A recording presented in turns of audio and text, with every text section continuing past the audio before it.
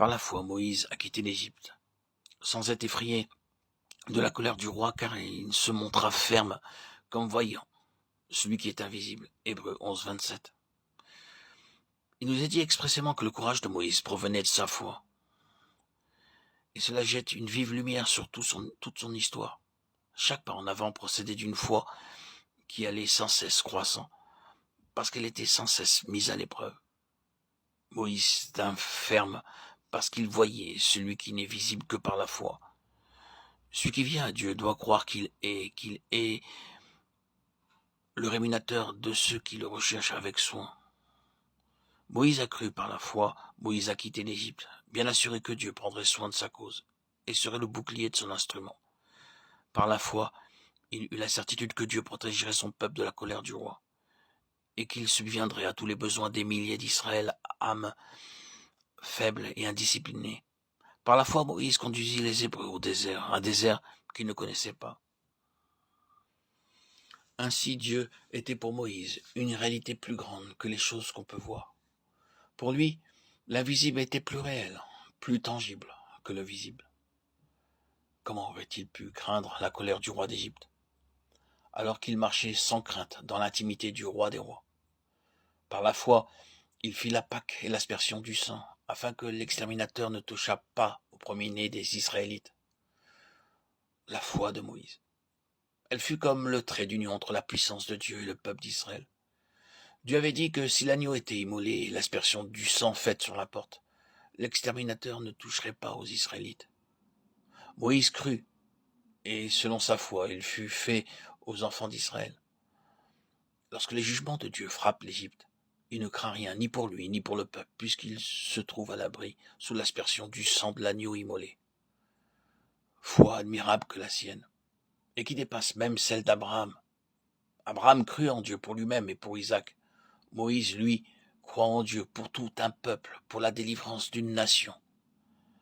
Par la foi, ils traversèrent la mer Rouge comme un lieu sec. Ce que les Égyptiens, essayant de faire, ils furent engloutis. Hébreux 11, 29. Moïse entra sans crainte dans la mer Rouge puisqu'il obéissait à Dieu en le faisant. Il leva sa verge, étendit sa main sur la mer et la fendit. La foi que Dieu rendrait témoignage à son action pénétrait celle-ci, et par la foi cette action fut rendue parfaite, ou porta parfaitement son fruit. Effectivement, les eaux se séparèrent, Israël traversa le fleuve, malgré le danger immédiat qui provoqua la mort des Égyptiens. N'en va-t-il pas de même aujourd'hui? Et la foi peut-elle suivre un chemin qui, sans la parole du Dieu vivant, serait un chemin de mort? Les Égyptiens voulurent suivre Israël, et ils furent noyés.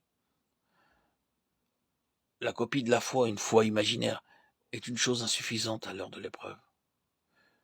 Que les enfants de Dieu prennent garde sur ce point, qu'ils n'essayent pas de suivre les pas d'autres chrétiens sans que Dieu ne leur ait commandé. Donc, sans avoir l'assurance de la présence de Dieu, ce qui les conduirait infailliblement à la ruine.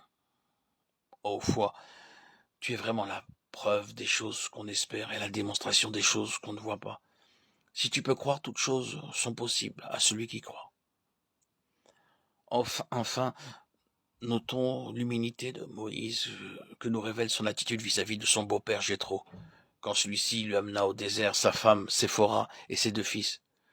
Moïse lui dit ce que Dieu avait fait, et Jéthro s'en réjouit. Mais voyant Moïse siéger du matin au soir pour arranger les différends qui surgissaient entre les individus et pour consulter Dieu en faveur du peuple, il suggéra l'établissement de chefs et ajouta « Si tu fais cela et que Dieu te le commande, tu pourras y suffire. » Exode 17, 23. Nous voyons aussi que Jéthro devient comme l'une des mailles de cette chaîne d'événements qui conduisit Moïse toujours plus près de la montagne, en une communion toujours plus intime avec Dieu. Quel désordre dans le camp lorsque Moïse fut appelé au sommet de la montagne, où il resta 40 jours en la présence de Dieu. Si Jéthro n'avait pas donné ce sage conseil, et si l'humilité de Moïse, fidèle serviteur de l'Éternel, ne lui avait pas fait accepter, après qu'il eut consulté Dieu,